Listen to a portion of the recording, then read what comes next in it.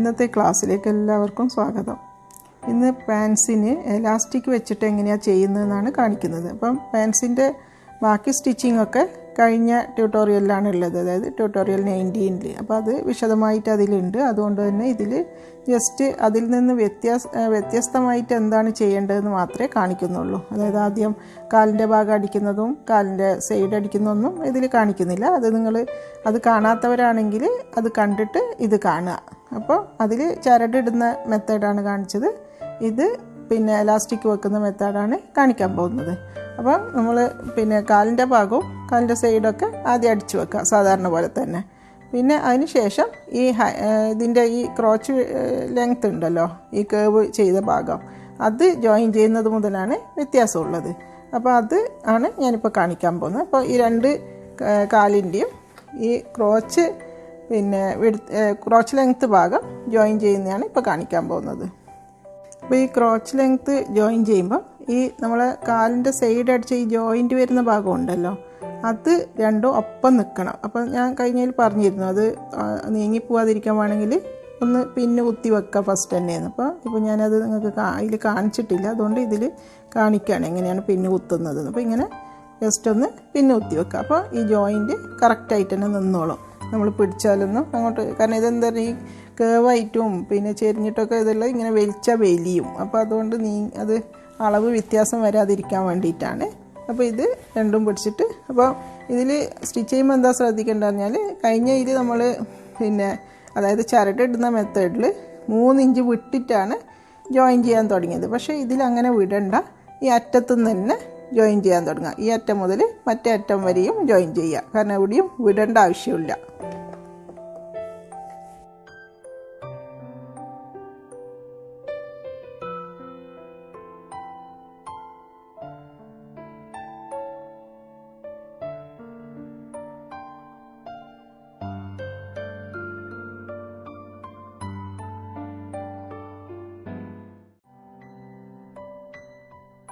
അപ്പോൾ അറ്റം മുതൽ മറ്റേ അറ്റം വരെ പോവുക, തിരിച്ച് അതേപോലെ തിരിച്ചും വരിക. അപ്പോൾ 2 സ്റ്റിച്ച് വേണം.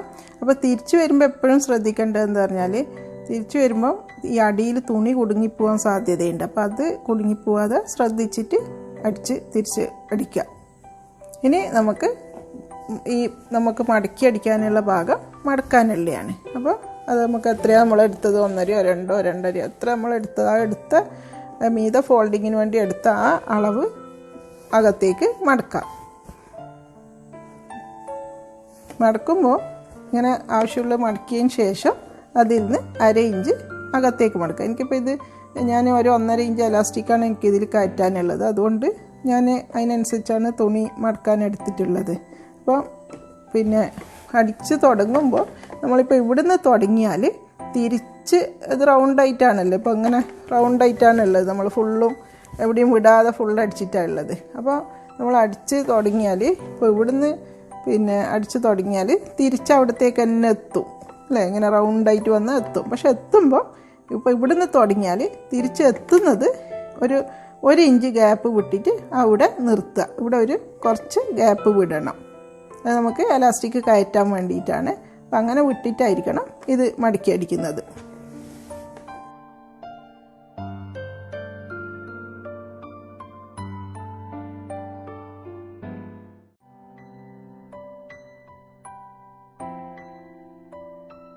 അപ്പം ഇവിടെ നമ്മൾ സ്റ്റാർട്ട് ചെയ്ത് ഇവിടെ എത്തുമ്പോൾ നിർത്താം. അപ്പോൾ ഈ എത്ര ഒരു ഗ്യാപ്പ് വിടാം. ഇവിടെ ഒന്ന് റിവേഴ്സ് അടിച്ചിട്ട്,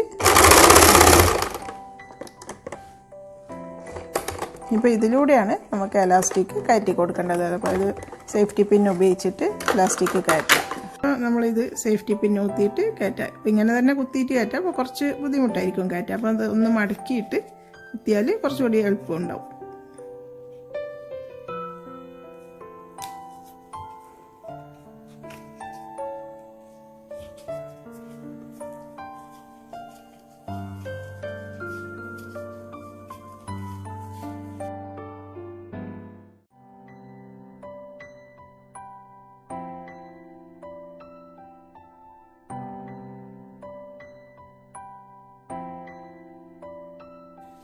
നമ്മൾ ഇതിലൂടെ കയറ്റി ഇതിലൂടെ പുറത്തേക്ക് വന്ന്, അപ്പോൾ ഇനി ഇത് രണ്ടും കൂടി ഒന്ന് പിൻ ചെയ്ത് വെക്കുക. എന്നിട്ട് എല്ലാം ഒന്ന് ശരിയാക്കുക. ഇളകിപ്പോവാതിരിക്കാനാണ് പിൻ ചെയ്യുന്നത്. നമ്മൾ ശരിയാക്കുമ്പോൾ അത് ചിലപ്പോൾ അകത്തേക്ക് തന്നെ കയറിപ്പോവതുകൊണ്ട്.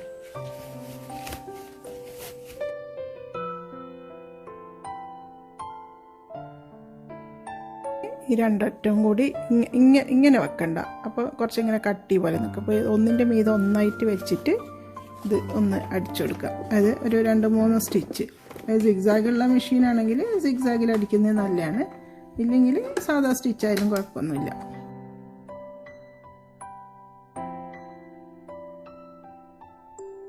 ഒരു 3-4 പ്രാവശ്യം അങ്ങോട്ടും ഇങ്ങോട്ടും ആയിട്ട് റിവേഴ്സ് ബട്ടണിൽ പ്രസ് ചെയ്തിട്ട് അങ്ങോട്ടും ഇങ്ങോട്ടും ആക്കി കൊടുത്താൽ മതി. അങ്ങനെ അടിച്ചതിന് ശേഷം ഇത് അകത്തേക്ക് ഫുള്ളായിട്ട് കയറ്റി കൊടുക്കാം.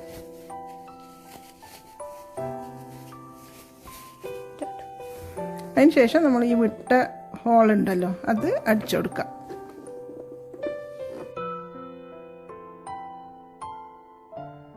ഇത് ഇങ്ങനെയായി. ഇനിയിപ്പോൾ നിങ്ങൾക്ക് ഇതിൻ്റെ മീതെ നിങ്ങൾ റെഡിമെയ്ഡിലൊക്കെ കണ്ടിട്ടുണ്ടാവും 2-3 സ്റ്റിച്ചുകൾ ഇങ്ങനെ നല്ല ഇതായിട്ട്. അപ്പോൾ അങ്ങനെ വേണമെങ്കിൽ ഇപ്പോൾ അത് അത്യാവശ്യമല്ല കാരണം ഇത് പുറത്തേക്ക് കാണാത്ത പിന്നെ ഒരു പാൻസ് ആയതുകൊണ്ട്. പിന്നെ ഇപ്പോൾ കുട്ടികളെ ഡ്രസ്സൊക്കെ ആണെങ്കിൽ അങ്ങനത്തെയൊക്കെ പുറത്തേക്ക് കാണുന്നതാണെങ്കിൽ അങ്ങനെ അടിക്കേണ്ട ആവശ്യമുള്ളൂ. പക്ഷേ എങ്കിലും നിങ്ങൾക്ക് വേണമെങ്കിൽ എന്താ ചെയ്യേണ്ടത് പറഞ്ഞാൽ ഈ എലാസ്റ്റിക് എല്ലാ ഭാഗവും കറക്റ്റാക്കി വെക്കുക. കാരണം ഒരു ഭാഗം കൂടുതൽ ഒരു ഭാഗം കുറഞ്ഞ് അങ്ങനെ ആവാൻ പാടില്ല. ഇപ്പോൾ സൈഡൊക്കെ കറക്റ്റ് 4 പിന്നെ 2 കാല്, അതായത് ഈ ജോയിൻറ്റ് നമ്മൾ മിഡിൽ ഭാഗത്ത് വരുന്ന വിധത്തിൽ ആയിരിക്കണം, ഫ്രണ്ടും ബാക്കും. പിന്നെ എന്നിട്ട് അതിന് ശേഷം കറക്റ്റാക്കി വെച്ചതിന് ശേഷം ഇതിങ്ങനെ വെച്ച് കൊടുക്കാം. വെച്ചെടുത്തിട്ട് എവിടെയെങ്കിലും ഒരു ജോയിൻറ്റിൻ്റെ ഭാഗത്തുനിന്ന് സ്റ്റാർട്ട് ചെയ്യുക. ഇപ്പം ഞാൻ ഒറ്റ സ്റ്റിച്ച് മാത്രമേ കാണിക്കുന്നുള്ളൂ. നിങ്ങൾക്ക് വേണമെങ്കിൽ അത് 2-3 എത്ര ലൈൻസ് ഇടുന്നുണ്ടെങ്കിലും കുഴപ്പമൊന്നുമില്ല. പക്ഷേ എങ്ങനെ ചെയ്യേണ്ടതെന്ന് കാണിച്ചു തരാം. അപ്പോൾ ഇങ്ങനെ ഫൂട്ടർ താഴ്ത്താം, സൂചി താഴോട്ട് താഴ്ത്തി വെക്കാം. അതിന് ശേഷം ഈ 2 സൈഡും നല്ല ഇതിൽ വലിച്ചു പിടിക്കുക. വലിച്ചു പിടിച്ചതിന് ശേഷം സ്റ്റിച്ച് ചെയ്യുക. അത് ഈ ഭാഗം വിടാൻ പാടില്ല, വിട്ടാൽ സൂചി പൊട്ടിപ്പോവും. അതുകൊണ്ട് 2 സൈഡും നല്ല ഇതിൽ വലിച്ചു.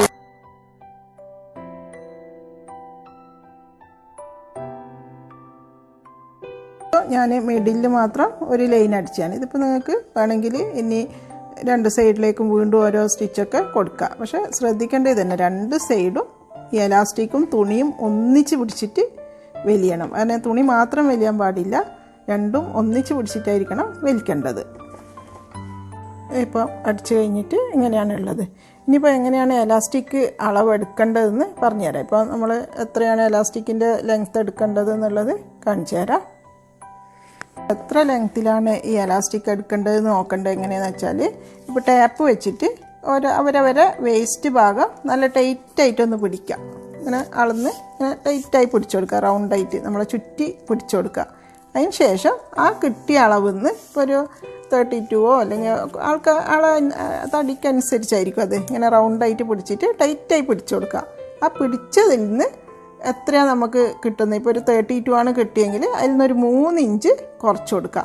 ആ അളവായിരിക്കണം എലാസ്റ്റിക് എടുക്കേണ്ടത്. ഇപ്പം മനസ്സിലായില്ല? അതായത് ഓരോരുത്തരുടെയും ബോഡിയിൽ വേസ്റ്റ് ഭാഗത്ത് ടേപ്പ് ടൈറ്റായി റൗണ്ട് ചെയ്ത് പിടിച്ചിട്ട് ആ കിട്ടുന്ന അളവിൽ നിന്ന് ഒരു 3 ഇഞ്ച് കുറച്ച് കൊടുക്കുക.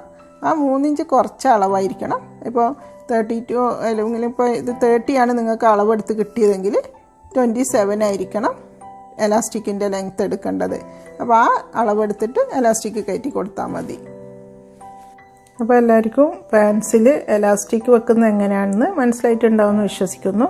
അപ്പോൾ കഴിഞ്ഞ ക്ലാസ്സിൽ, അതായത് ട്യൂട്ടോറിയൽ നമ്പർ 19-ൽ പാൻസ് അടിക്കുന്ന ഫുൾ മെത്തേഡും അതോടൊപ്പം അതിൽ ചരടിടുന്നതുമാണ് കാണിച്ചത്. അപ്പോൾ അത് കാണാത്തവരുണ്ടെങ്കിൽ അത് കണ്ടതിന് ശേഷം ഇത് കാണുക. കാരണം ഇതിൽ പിന്നെ ബാക്കി അടിക്കുന്ന ഭാഗമൊന്നും പറയുന്നില്ല. എലാസ്റ്റിക് ഇടുമ്പോൾ ചരടിടുമ്പോഴുള്ള ആ വ്യത്യാസമായിട്ട് എന്താണ് ചെയ്യുന്നതെന്നുള്ളത് മാത്രമാണ് ഇതിൽ കാണിക്കുന്നുള്ളത്. പിന്നെ അപ്പോൾ എല്ലാവരും പാൻസും ടോപ്പും ഒക്കെ അടിച്ചിട്ട് അതിൻ്റെ ഫീഡ്ബാക്ക് അറിയിക്കുക കമൻസിൽ. അതോടൊപ്പം എന്തെങ്കിലും ഡൗട്ട്സ് ഉണ്ടെങ്കിൽ അതും നിങ്ങൾക്ക് അറിയിക്കാവുന്നതാണ്. പിന്നെ ഇൻഷാ അല്ലാഹ് അടുത്ത ഏതെങ്കിലും ക്ലാസ്സിലായിട്ട് അത് ക്ലിയർ ചെയ്ത് തരും. അപ്പം സബ്സ്ക്രൈബ് ചെയ്യാത്ത ആരെങ്കിലും ഉണ്ടെങ്കിൽ സബ്സ്ക്രൈബ് ചെയ്ത് ബെല്ലൈക്കൺ പ്രസ് ചെയ്ത് ഓൾ ഓപ്ഷൻ സെലക്ട് ചെയ്ത് വെക്കുക. കാരണം അങ്ങനെയാണെങ്കിൽ ഞാൻ വീഡിയോസ് ഇടുമ്പോൾ തന്നെ നിങ്ങൾക്ക് അതിൻ്റെ നോട്ടിഫിക്കേഷൻ കിട്ടുകയുള്ളൂ. അപ്പം ഇൻഷാ അല്ലാഹ് അടുത്ത ക്ലാസ്സുമായി ഉടനെ കാണാം.